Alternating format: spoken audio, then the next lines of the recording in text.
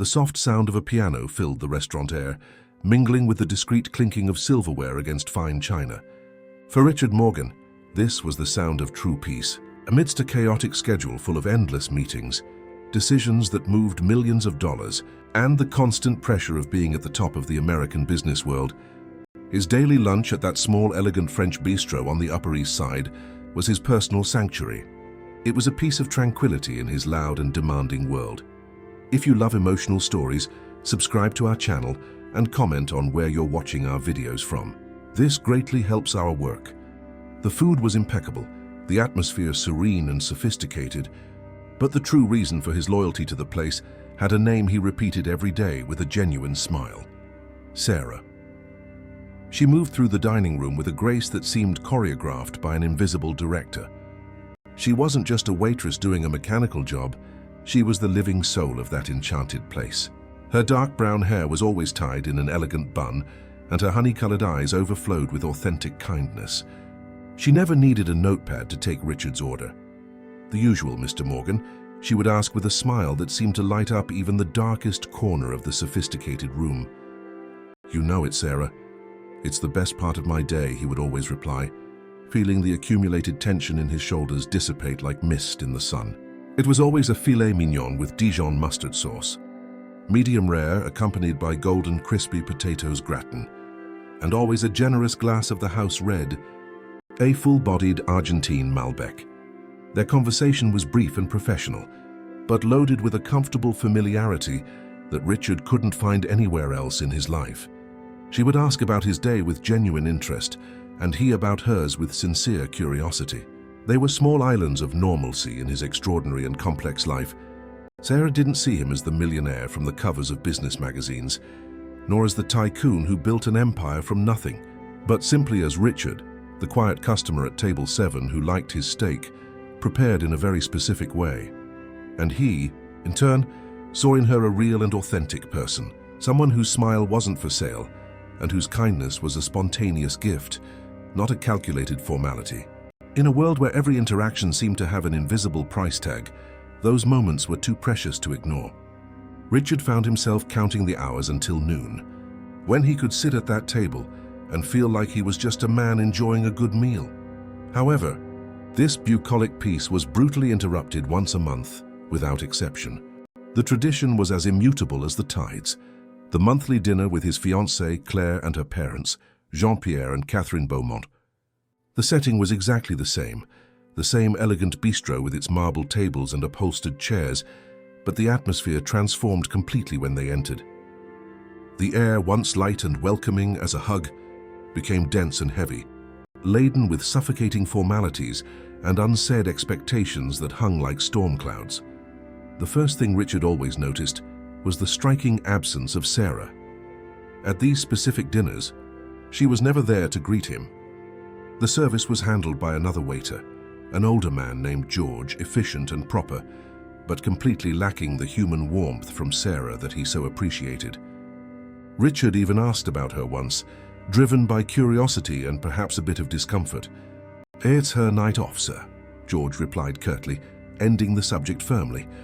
It seemed like an unlikely and strange coincidence, but Richard, lost in his desperate desire to please the new family that was about to become his, simply let it go without insisting.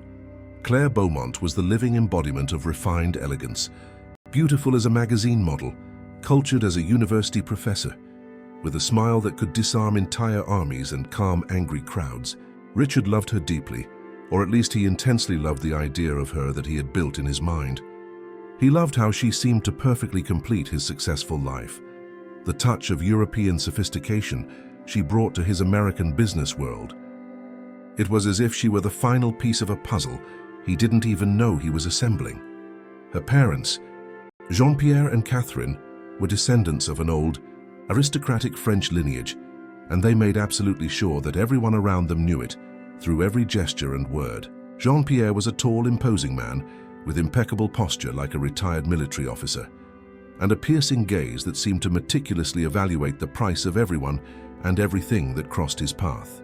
Catherine was the perfect image of the traditional European matriarch, always adorned with her genuine pearl necklaces and exuding an air of subtle but unmistakable superiority. And then the theatrical spectacle would begin, repeating itself religiously.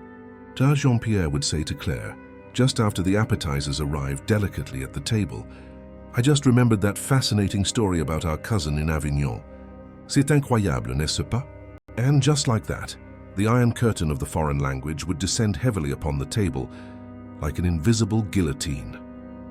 The conversation flowed in a fast melodic French, filled with idioms and cultural references, leaving Richard completely isolated and alienated. He didn't understand a single word. All he could do was smile politely, nod at moments that seemed appropriate, and desperately try to decipher their body language like an amateur detective. He clearly saw the complicit glances exchanged between the three family members. He saw Catherine's restrained, mysterious smiles, Jean-Pierre's expansive and theatrical gestures, and Claire's delicate musical laugh. They weren't just chatting casually. They were connecting on a deep, intimate level that he could never reach, and they seemed to deliberately emphasize this exclusion. Occasionally, Claire would turn gently to him, placing her perfectly manicured hand over his, in a gesture that was supposed to be comforting. "Don't worry, my love, just silly family anecdotes. Dad is telling an old story about a vineyard in Provence," she would always say, her voice sounding like a carefully rehearsed and artificial consolation. But Richard was neither foolish nor naive. He had built a financial empire from absolute nothing, based essentially on his keen ability to read people and complex situations with surgical precision. He saw perfectly the stark difference between casual small talk and the specific. A malicious glint in Jean-Pierre's eyes when he deliberately looked in his direction and said something in French that made Catherine let out a muffled, conspiratorial giggle. Richard felt like a curious item on public display, an exotic curiosity they discussed openly and shamelessly, comfortably protected by the impenetrable barrier of the language he didn't master. The feeling of exclusion was deeply humiliating and corrosive, a tight knot of helplessness constantly forming in his stomach every time it happened. "Why don't you speak in English so I can join the conversation?" he asked Claire directly one night in the luxury car, driving home after another torturous dinner. "I feel like a complete stranger at the table," he admitted with vulnerability. Claire sighed deeply, a long, tired sound that echoed in the silent interior of the vehicle, as if his question were a heavy and unfair burden. "Richard, darling, you are so overly sensitive sometimes. It's their native tongue, you have to understand that. Sometimes the words just flow naturally in their native language. It's more natural and comfortable that way. It's absolutely nothing about you, my love. It's just old family matters, boring old things that definitely wouldn't interest you in the slightest." He wanted to believe her desperately, with every fiber of his being. Richard stared intently at her face, so perfectly beautiful and serene under the passing amber city lights, and mentally forced himself to swallow his growing doubts and irrational fears. He truly loved her. He was about to marry her in a grand ceremony. This was the family he was consciously choosing to join. And if the inevitable price to pay for this seemingly perfect life was feeling like an uncomprehending idiot once a month, maybe it was really worth enduring. At least that's what he persistently repeated to himself during sleepless nights, while the echo of laughter in French still resonated persistently in his ears like a constant, painful reminder that at that specific table, he was, and perhaps always would be, an eternal unwanted foreigner. The situation was suffocating and oppressive, but Richard convinced himself that true love required significant sacrifices. Another month passed quickly, and the fateful night arrived again with its cruel punctuality. It was the third Thursday of October, the traditional night of the monthly dinner. As he meticulously adjusted the knot of his Italian tie in the ornate mirror of his penthouse foyer, Richard saw Claire behind him, elegantly fastening a diamond earring he had given her for her birthday months ago. She was absolutely stunning in a navy blue silk dress that perfectly enhanced the color of her piercing green eyes. "Ready, my love?" she asked with that voice that sounded like soft, comforting velvet. "Always ready for you," he replied automatically, forcing the gentle smile she always expected to see on his face. The drive to the bistro was spent in contemplative silence, just the discreet hum of the luxury car's engine and the illuminated city passing by the dark window, like a silent film. When they entered the sophisticated restaurant, Jean-Pierre and Catherine were already seated comfortably at the reserved table, impeccable as always in their elegant and expensive clothes. The conversation began politely and superficially in English, with conventional questions about business and the weather. Richard allowed himself to relax momentarily, thinking that perhaps this night would be different. But then, like a switch being abruptly flipped, Jean-Pierre turned to Claire and began speaking in fluent French. And there went any illusion of inclusion that Richard had naively harbored. The foreign words flowed quickly like an impetuous river, and again he was on the outside looking in, a silent spectator in his own constructed life. What Richard didn't know, what he absolutely could not imagine in his worst nightmares, was that on that specific night, somewhere in that same elegant dining room, Sarah was working discreetly. She wasn't waiting their table as usual, but she was watching intently from a distance. She had purposefully traded her shifts with George to be present on this crucial night, after weeks of carefully planning her risky next move. Sarah knew something important that Richard was completely unaware of. During months of working silently at that refined bistro, she had taught herself French, studying obsessively at night in her small apartment in the East Village. Her paternal grandmother was French and had taught her the basics as a child, and now she had recovered and dramatically expanded that dormant knowledge. And what she regularly heard at those monthly dinners, what Jean-Pierre, Catherine, and Claire discussed so openly in the supposed safety of their private language, was absolutely shocking and revolting. On that specific night, while pretending to distractedly arrange nearby tables and polish already gleaming silverware, Sarah listened to every poisonous word that was spoken. "This idiot doesn't suspect a thing yet," Jean-Pierre said in French, calmly cutting his medallion of lamb. "It's like taking candy from a baby. His naivety is almost touching, it's so pathetic. He believes our daughter actually loves him, imagine that." Catherine nodded in agreement, smiling maliciously as she sipped her red wine. "The marriage agreement is almost finalized by the lawyers. As soon as the wedding is official and consummated, we begin phase 2 of the plan. His company will be ours in a matter of months. He'll sign anything we put in front of him without question, as he always does. He's so desperate for family approval, it's almost pitiful." Claire laughed softly, that same delicate laugh Richard found so charming and genuine. "Daddy, you're terrible but brilliant. He's so in love with the idea of me, he doesn't even realize I'm a complete stranger. I can't wait to end this tiresome charade and go back to Paris for good. This sticky city heat is absolutely unbearable for me. And he, my God, is so boring with his endless stories of overcoming adversity and hard work." As if anyone actually cares about that, Sarah's hands were visibly shaking as she held the heavy silver tray. She had suspected something was wrong for a long time, ever since the first time she saw them together and noticed the calculated coldness in Claire's eyes. But hearing the full extent of the cruel betrayal, the pure, blatant malice, was devastating even for someone just watching from the outside. Richard was a genuinely good man, she knew that deeply. He treated all the restaurant staff with sincere respect and rare dignity, always left generous tips, and remembered small personal details about their lives. He absolutely did not deserve to be destroyed in such a cruel and calculated way by people he sincerely believed he loved. Sarah made a firm decision right at that moment, watching Richard smile politely as he was openly ridiculed in a language he didn't understand. She had to warn him about the terrible truth, no matter the personal cost to herself. It didn't matter if she lost her steady job or faced legal consequences. Some things were more important than her own individual safety. She waited patiently until the right, precise moment.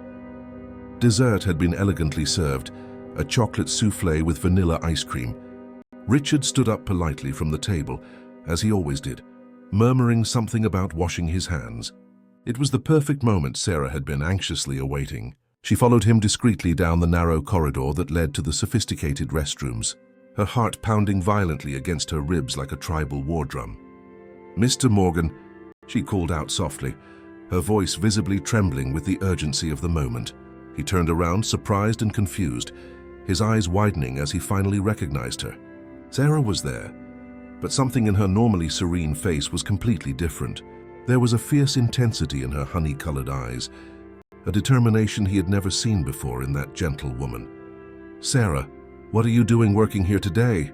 he began to ask, but she interrupted him abruptly, grabbing his arm with surprising strength. "You need to leave here right now," she said quickly, the words tumbling out like a cascade. "I need to talk to you urgently. It's about your fiancée and her family. Please, Mr. Morgan, trust me this one time. I know it sounds absolutely insane, but you are in real danger." He looked at her as if she had gone completely mad. "Sarah, what exactly are you talking about now?" he asked, gently trying to free his arm from her grip. He glanced nervously over his shoulder, worried someone might see them in this compromising position. "I'm fine, really. It's just another boring family dinner, nothing more than that. They are planning to steal everything from you," she whispered intensely, her voice laden with genuine desperation. "They speak in French because they think you don't understand anything. But I understand every poisonous word perfectly. I heard everything in detail tonight and on other nights before. They are marrying you only to take total control of your company through legal maneuvers. Claire doesn't truly love you. This is all an elaborate sham, a perfectly planned multi-million-dollar scam." Richard's world seemed to stop abruptly and freeze in that dimly lit corridor. He looked at her face, searching desperately for signs of a lie or madness, but all he saw were bright tears forming in the corners of her eyes. Tears of legitimate frustration and fear. "Are you serious right now?"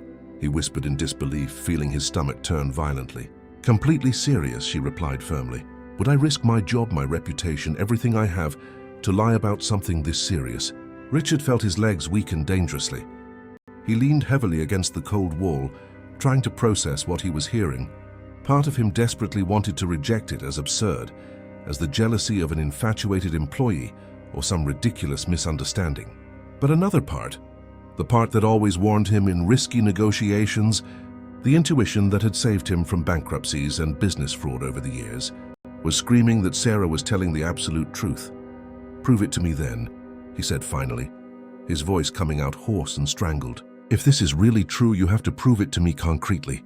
Sarah nodded determinedly, quickly wiping away the rebellious tears with the back of her hand.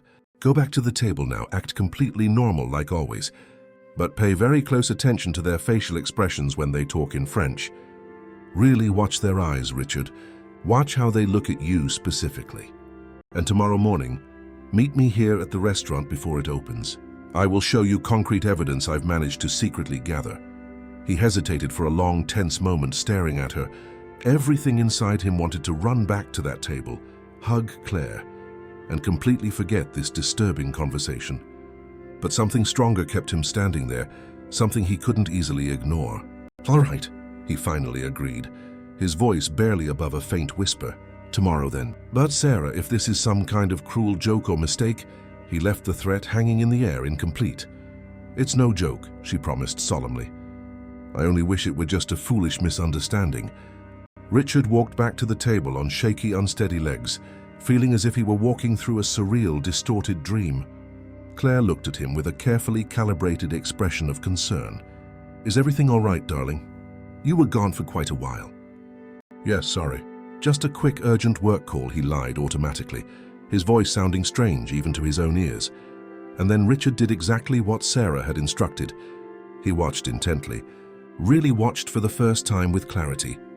When Jean-Pierre started speaking in French again, Richard no longer tried to smile politely or feign polite interest. Instead, he meticulously studied the micro-expressions on their faces, and it was as if a thick veil had been brutally ripped from his previously blind eyes. He clearly saw how Jean-Pierre's eyes glittered with pure malice when they briefly glanced in his direction. He saw Catherine's cold, calculated smile that never truly reached her empty eyes. And worst of all, much worse, he saw something in Claire he had never clearly noticed before. When she looked at him, there was absolutely no genuine warmth, no real affection. It was like looking into the eyes of an expensive, perfect porcelain doll, but completely empty inside. How could he have been so blind and stupid? How had he not seen this before during all those wasted months? Richard felt physically nauseated, but forced himself to finish the meal while maintaining a calm facade. He answered when spoken to, smiled when appropriate, but inside he was completely shattered. When the dinner finally ended, and he dropped Claire off at her luxury apartment, she leaned in to kiss him softly as she always did. But for the first time since they met, Richard felt physical revulsion. That endless night Richard couldn't sleep for even a minute. He lay in the king-size bed of his luxury penthouse, staring blankly at the high ceiling, as his mind spun uncontrollably in vicious circles. Every moment shared with Claire over the last 2 years flashed before his eyes like a high-speed film. Every smile he had believed to be genuine, every word of love she had spoken, every plan they had made for the future. Had it all been a lie from the beginning? An elaborate, carefully orchestrated charade? At 5 in the morning, giving up on sleep completely, Richard got up heavily and took a cold shower, in an attempt to clear his confused mind. He dressed in casual clothes, dark jeans and a simple shirt, something completely different from the Italian suits he wore daily. When he arrived at the bistro, the sun was just beginning to paint the New York sky with soft shades of pink and orange. Sarah was already waiting patiently outside, nervously clutching a worn brown folder against her chest. "Thank you for coming and trusting me," she said softly as he approached, her eyes clearly showing she hadn't slept either. "Let's go inside quickly." She unlocked the heavy door with a key the manager had entrusted to her, and they entered the silent, empty restaurant.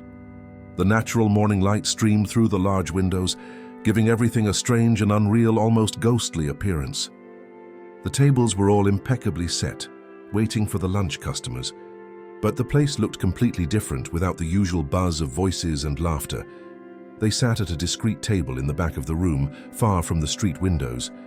Sarah carefully opened the folder and began to take out organized documents, sharp photographs and detailed notes.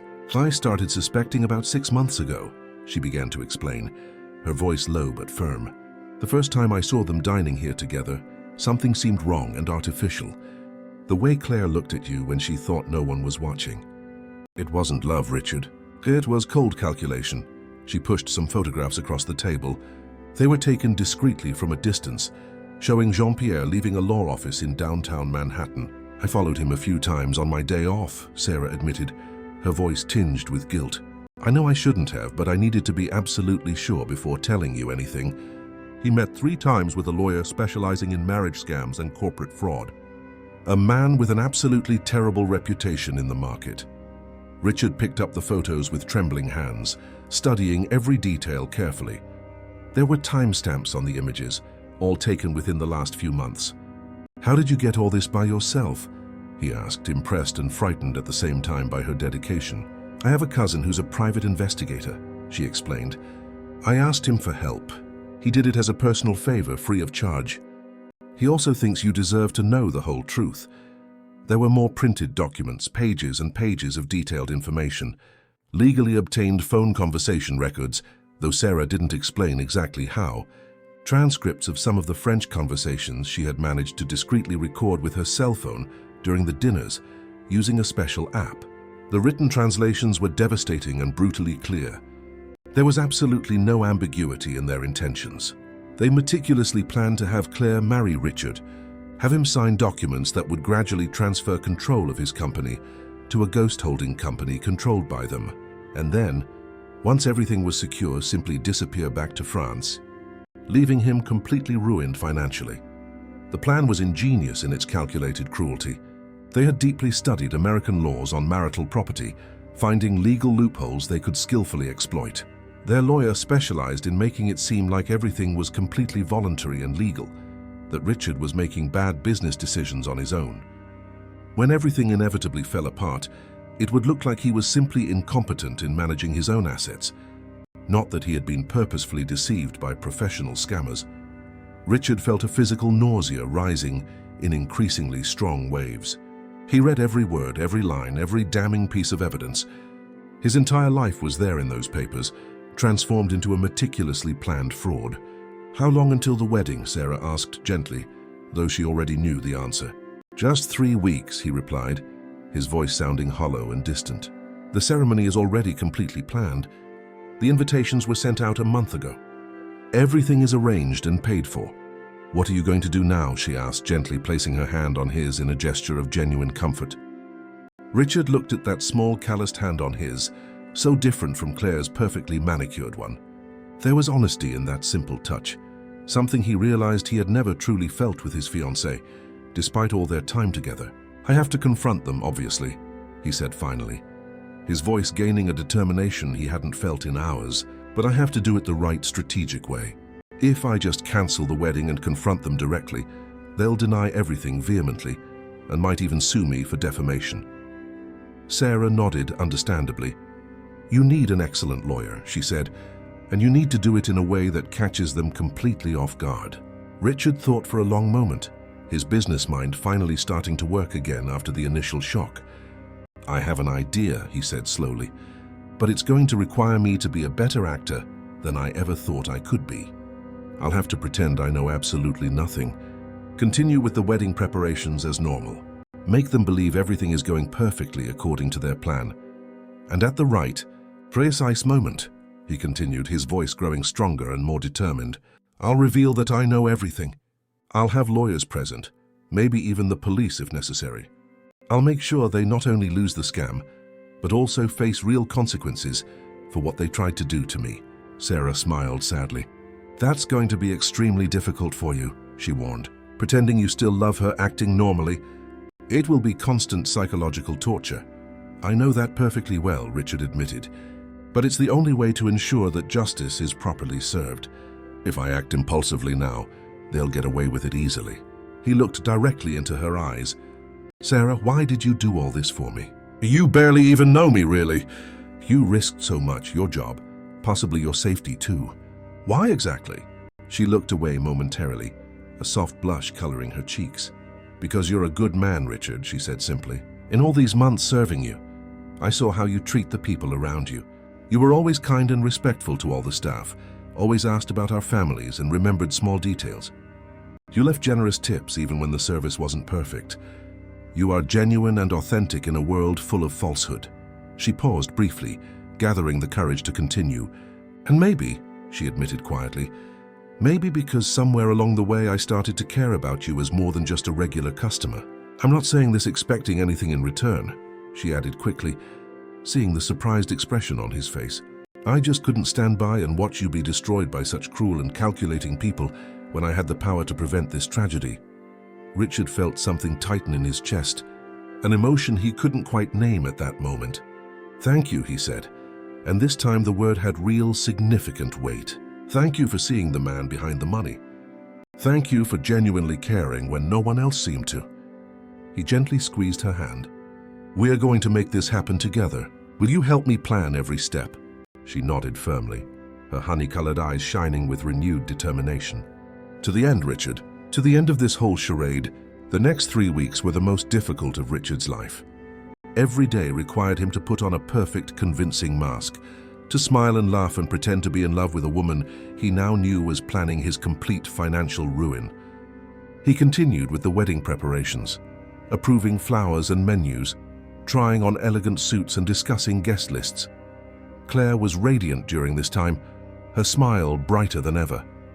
She had no idea he knew the whole truth. Richard became an exceptional actor, kissing her when expected, holding her hand during romantic strolls, whispering words of love that now tasted like ash in his mouth. Every interaction was a refined psychological torture, but he remained firm and focused. There was a greater goal to be achieved. During this crucial time, Richard was also working secretly behind the scenes with the efficiency that had made him a successful businessman. He discreetly hired the best criminal lawyers in New York, specialists in sophisticated fraud and scams.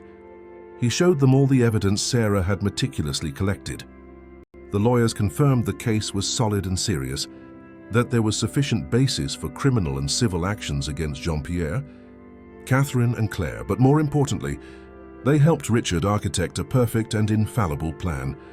On the wedding day, or rather, on what was supposed to be the wedding day, they would make their decisive move.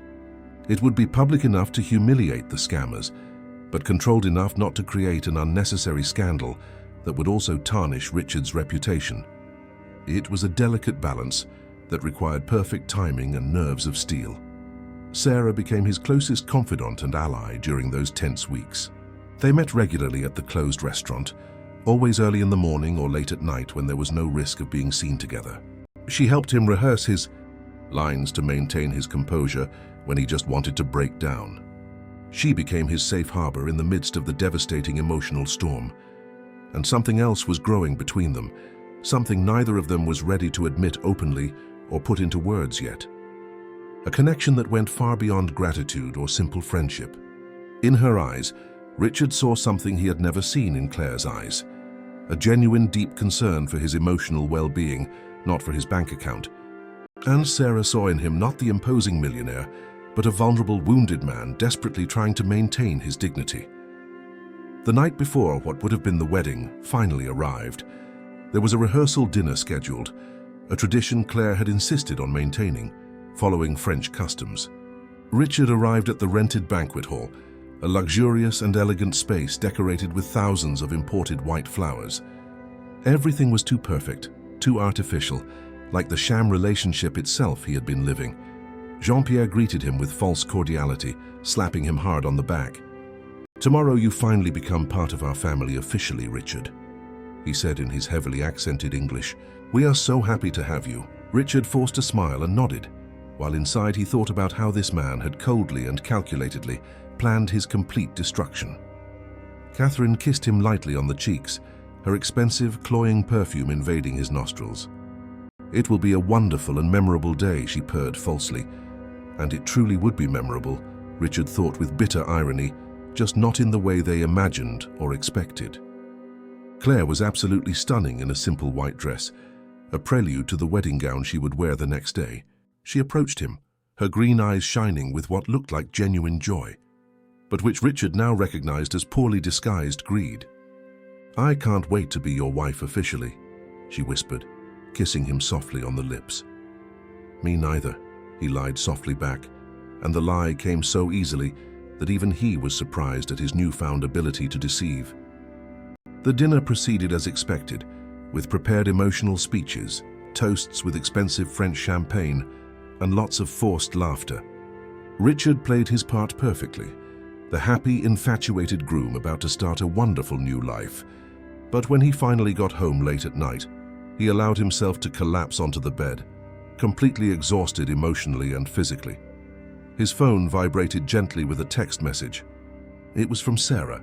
"You survived another day of acting. I'm proud of you. Tomorrow it all finally ends. Strength." He smiled genuinely for the first time in weeks upon reading those simple words of encouragement. She truly cared, and that knowledge warmed him in a way Claire's performative love never had. "Thank you for everything, Sarah," he typed back. "I don't know how I would have gotten through this without you by my side. See you tomorrow." He turned off the phone and closed his eyes, but sleep didn't come easily. His mind was racing, thinking about the next day, the moment of the dramatic revelation. He had planned everything meticulously with his lawyers. The exact moment, the precise words, even where security guards would be strategically positioned in case things got tense or violent. The ceremony was to be held at a luxurious hotel on Park Avenue, with a panoramic view of the entire city. 200 guests were confirmed, the business and social elite Richard had cultivated over the years. There would be discreet coverage from the society press. Everything was set to be the wedding of the year in New York high society, and instead it would be the unmasking of the year. The wedding day dawned with a crystal-clear, cloudless blue sky, as if even the weather was conspiring to create the perfect backdrop for the drama that would unfold. Richard woke at 6, took a long, slow shower and dressed with meticulous care. His wedding suit was a masterpiece of Italian tailoring, dark grey with subtle details that had cost a small fortune. He wanted to be impeccable for this final, decisive moment. His best friend and best man, Frank, arrived to pick him up at 10. Frank knew nothing about Richard's secret plan. "Man, you're nervous," Frank asked, as they drove through the chaotic New York traffic. "It's normal to get jitters on your wedding day, but you'll see it'll pass. Claire is amazing, you're a very lucky man." Richard just smiled vaguely, letting his friend interpret his silence as common pre-wedding nerves. They arrived at the hotel at 11, just 2 hours before the scheduled ceremony. Guests were beginning to arrive gradually, all elegantly dressed and excited for the celebration. The ballroom was transformed into something out of a luxury magazine, with exuberant floral arrangements, professional lighting, and decor that had cost more than many people earn in years.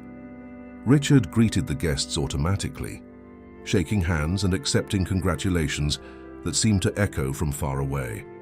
but his eyes constantly searched the discreet side entrance where his lawyers were supposed to arrive. They appeared punctually at 12:15, 3 men in dark suits carrying leather briefcases. With them were a court officer and 2 plainclothes police officers. Everything was falling into place as meticulously planned. Richard felt a mixture of terror and relief. Finally, after weeks of torturous pretense, the truth would come out publicly. Claire was in a private suite on an upper floor, getting ready with her bridesmaids and her mother, Catherine. Richard knew this because he had been receiving regular updates from the event planner. He asked the planner to call Jean-Pierre for an urgent private conversation in a meeting room adjacent to the main ballroom. "It's about the final prenuptial papers," Richard explained calmly. "I need him to review something important before the ceremony officially begins." Jean-Pierre appeared 10 minutes later, walking with that characteristic arrogance, wearing an impeccable tuxedo. "Richard, my boy, what is so urgent that it can't wait until after the ceremony?" he asked in his thick French accent, clearly annoyed by the interruption of his preparations. Richard just smiled and gestured for him to enter the private room. The lawyers were already inside waiting patiently, seated around a large mahogany table. Jean-Pierre stopped abruptly upon seeing the unknown lawyers, his false smile vanishing instantly. "What is going on here exactly?" he asked, his voice taking on a defensive and cautious tone. "Please sit down," Richard said politely. But his voice had a coldness that Jean-Pierre had never heard before. "We have a lot to talk about regarding fraud, scams, and the attempted theft that you and your family planned so carefully." The color drained completely from Jean-Pierre's face. "I don't know what you're talking about," he stammered, but his voice trembled visibly, betraying his nervousness. "This is completely absurd. You're having a pre-wedding nervous breakdown." "I'm not having a breakdown at all," Richard replied calmly, nodding to one of the lawyers who began to spread documents and photographs across the polished table. "I'm having a moment of perfect clarity, finally. You see, I know absolutely everything. I know about the fraud specialist lawyer.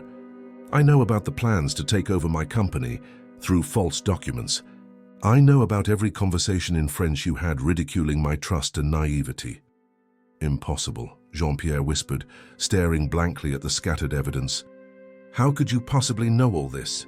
"Let's just say I had help from someone who actually cares about me genuinely," Richard said.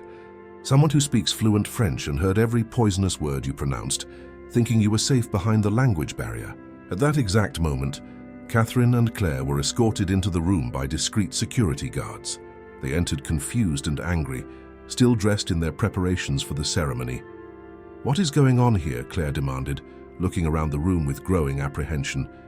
"Why were we pulled out of there with such urgency? The wedding starts in less than half an hour." "Richard, what is all this?" "There will be no wedding, Claire," Richard said, his voice calm but firm as tempered steel. "Because I don't marry professional con artists who saw my love as an opportunity for illicit enrichment." He gestured to the documents. "I know everything about your elaborate plan.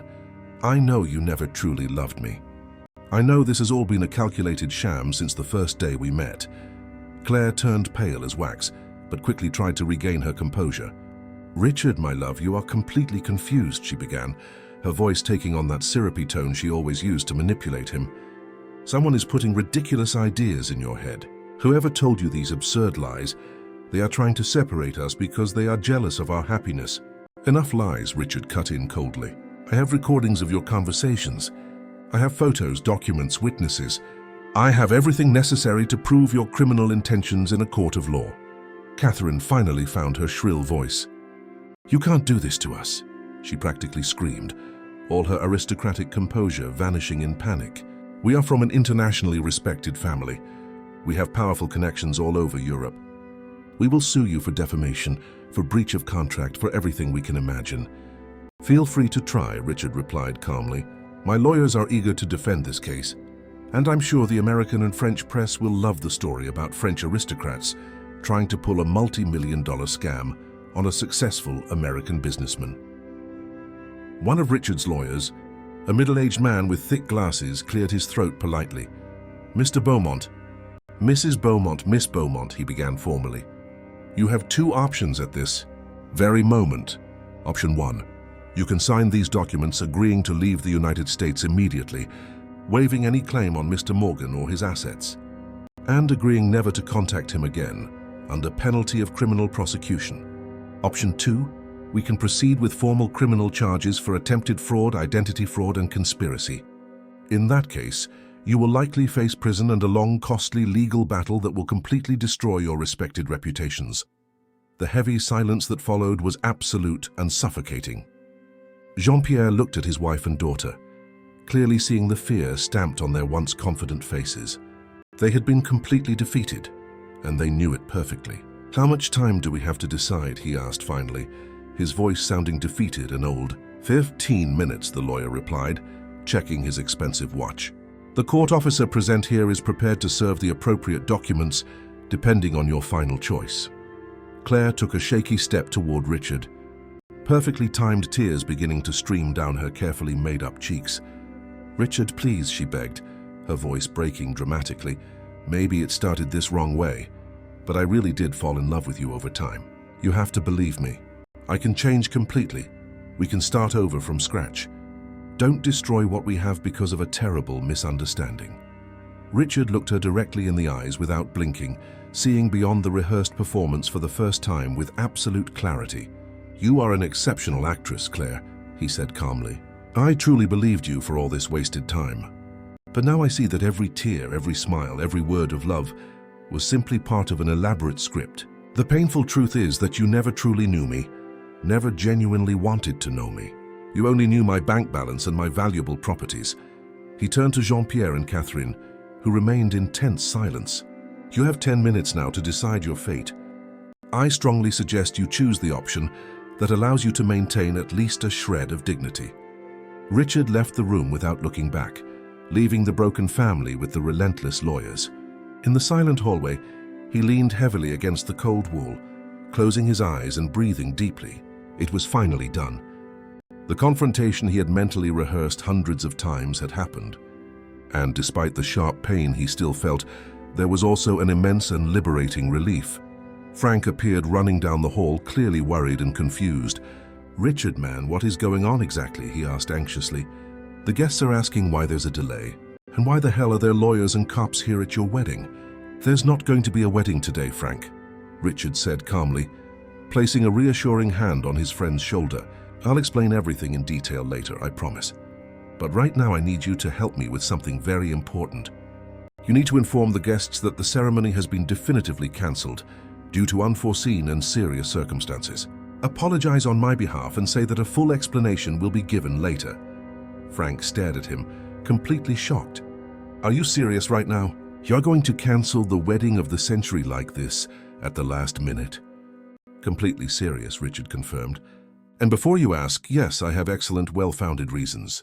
Claire and her family tried to systematically deceive and rob me. I just found out in time to prevent an even bigger disaster." Frank processed this information quickly, his expression changing from shock to supportive anger. "Those bastards," he muttered. "All right, I'll take care of the guests immediately. Do you need anything else from me, buddy?" "Actually, yes," Richard said. "There's a specific person I'd like you to find and bring here discreetly.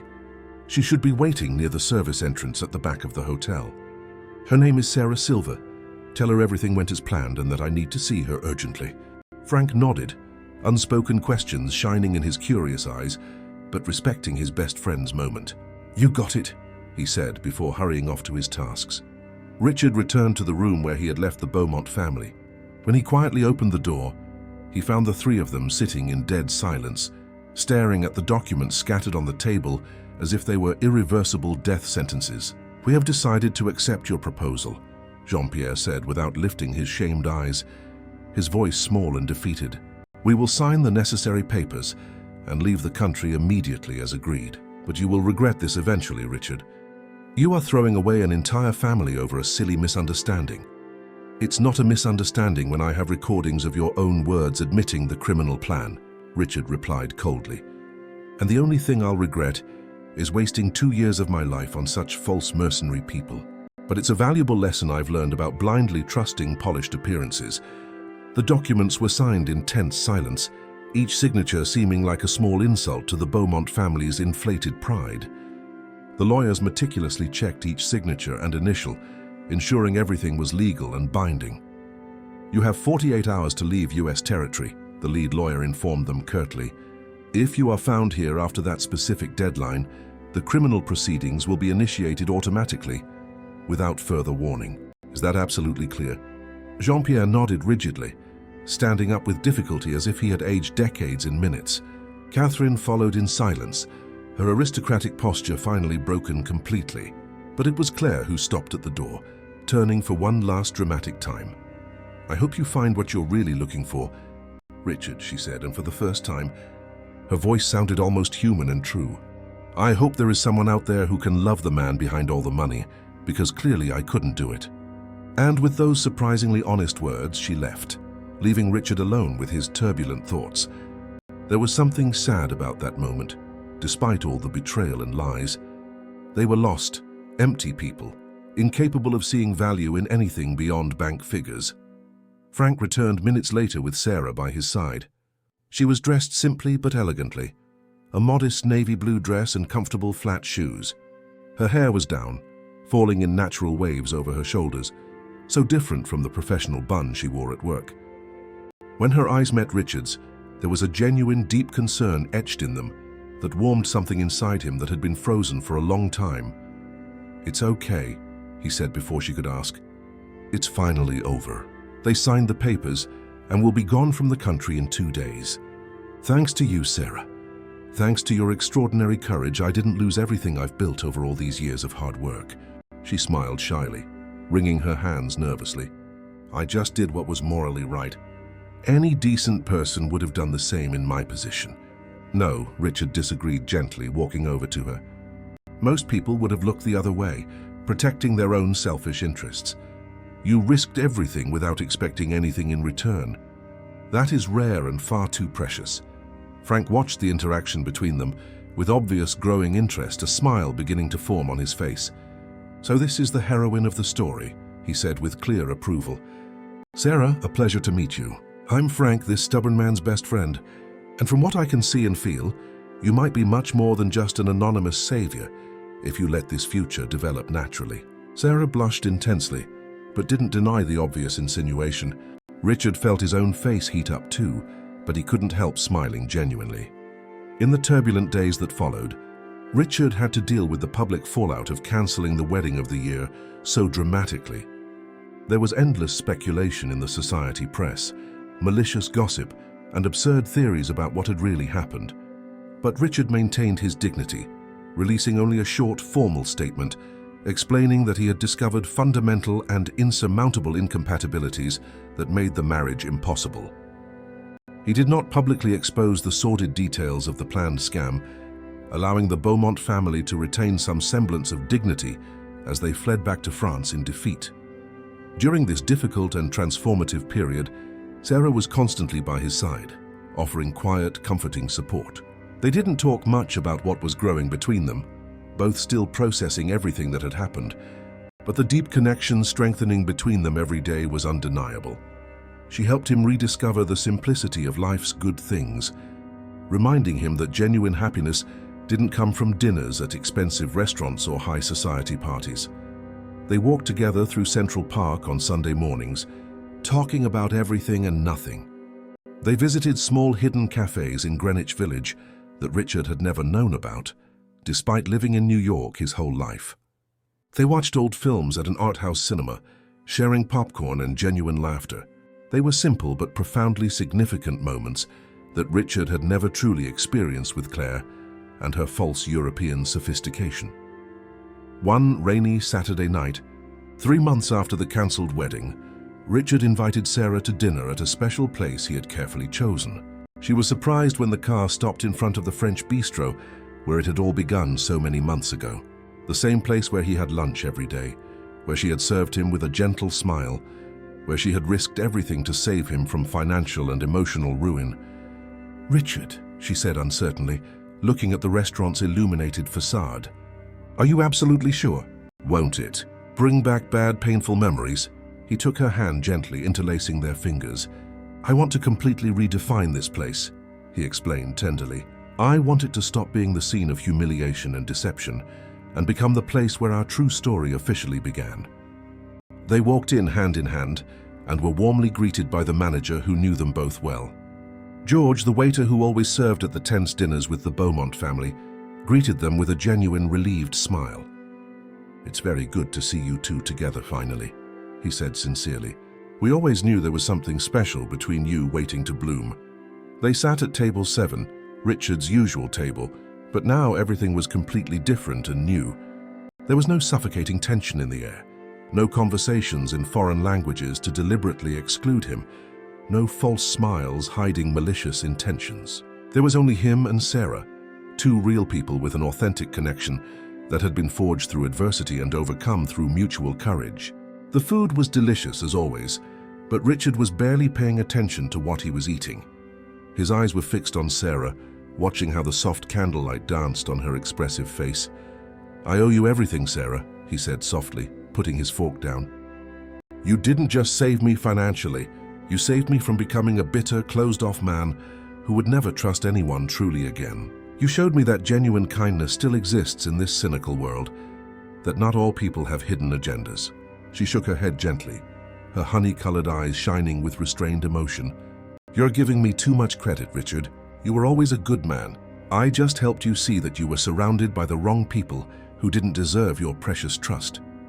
He took her hand across the table, feeling the comforting warmth of her skin against his. "Over these last few months together," he continued slowly, "I've realized something fundamental about us.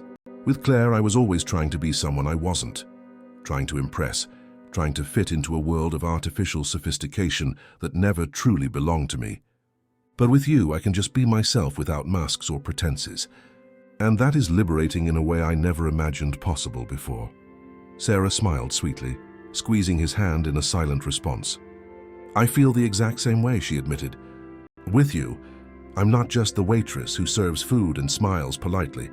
I'm a whole person with thoughts, dreams, and my own opinions that you actually listen to and genuinely value. You see me, Richard, not just my job or my social function, but who I really am underneath it all. And that is a rare and precious gift." "There's something I want to ask you," Richard said, feeling his heart quicken nervously. He knew it was still early, that they were just beginning to explore what was between them. But after having lived 2 whole years in an elaborate lie, he didn't want to waste any more time pretending or hesitating. Life was too short for games and unnecessary uncertainties. "Sarah, will you officially be my girlfriend? Not because I have money or can offer you a life of extravagant luxury, but simply because when I'm with you, I feel more alive and true than I have ever felt before in my life." Tears began to flow freely down her face, but this time they were tears of pure, undeniable joy. "Yes," she whispered, her voice thick with deep emotion. "1,000 times yes, Richard. I don't care at all about money or social status. I fell in love with the kind man who always left generous tips and asked about my family. With the man who had a sad smile in his eyes, even when he was pretending to be fine. With the man who had the courage to confront the people who betrayed him and still managed to keep his kindness intact. That is the man I want by my side. Building something real." They stood up simultaneously and kissed right there in the middle of the restaurant, to the spontaneous, emotional applause of the other customers and staff who had witnessed parts of this extraordinary journey. It was a kiss that sealed not only a new beginning, but also the definitive end of a painful chapter. When they finally separated, they were both smiling through happy tears. George appeared with a bottle of expensive French champagne, courtesy of the house, to celebrate the true love that was always here, patiently waiting to be discovered. He said with a paternal, approving smile. The following months were the happiest of Richard's life thus far. He and Sarah built a relationship based on absolute honesty, mutual respect, and a genuine affection that grew naturally each day. She continued working at the bistro because she loved her job and the people she worked with, refusing his offers to simply support her financially. "I need to maintain my own independence and identity," she explained firmly. "That's important for me and for us. You're not my financial savior, Richard. You are my equal partner in every possible way." Richard learned to value this independence in her, recognizing it as part of what made her so special and admirable. So over time, he also began to get more involved in meaningful philanthropic work, using his wealth to make a real difference in the lives of people who truly needed it. Sarah inspired him to look beyond his own privileged world and see the needs of others around him. Together, they created a foundation that helped young people from underserved communities get quality education and fair professional opportunities. A year after the wedding that never happened, Richard organized a special dinner at the same French bistro that had become so significant in their intertwined lives. This time, he invited his true family whom he had neglected during the years with Claire, his closest friends like Frank, and all the restaurant employees who had become an important part of his renewed life. It was a celebration of authenticity, of genuine connections, of true love that didn't need ostentation or falsehood to shine brightly. At the end of the memorable evening, Richard stood up and asked for everyone's attention. He looked around the table, seeing smiling, genuine faces, people who truly cared about him as a human being and not as a walking bank account. "I want to thank all of you for being here today," he began, his voice firm but emotional. "This past year has taught me valuable lessons about what really matters in life. I learned that superficial sophistication never replaces authentic kindness. That true elegance lies in treating all people with equal dignity, regardless of their social status. And most of all, I learned that real love doesn't need complex translations or explanations. It simply exists and shows itself through small but meaningful everyday actions."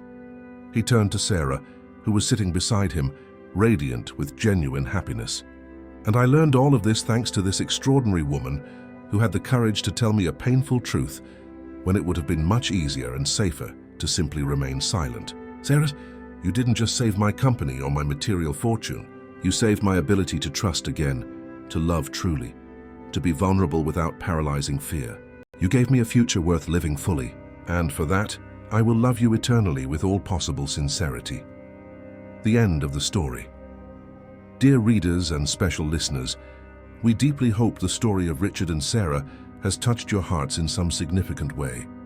Just as Richard discovered that the most valuable things in life often come from the most unexpected places and the most unlikely people, we hope you also find the courage to see the truth in your own lives, even when it is difficult to accept at first. To continue this exciting journey with us and discover more stories that explore the wonderful complexity of authentic human relationships, we have prepared a special playlist filled with equally captivating and inspiring narratives. You can find it easily by clicking here on the left side of the screen. If this story of overcoming, courage, and true love resonated with you in some way, don't forget to subscribe to our channel so you don't miss any of the upcoming touching stories we will share. Leave your like if you believe that genuine kindness still exists in this sometimes cynical world, and tell us in the comments below if you have ever been in a situation where you had to choose between a painful truth and a comfortable lie. Every day we bring unique and original stories that explore the moral dilemmas, difficult choices, and emotional triumphs that are part of the universal human experience. Your active participation and sincere comments inspire us to continue creating quality content that truly matters and makes a difference. Don't miss our next special and exciting content. We eagerly await you here in the comments, sharing your own experiences and reflections. Until the next wonderful story that is sure to move you.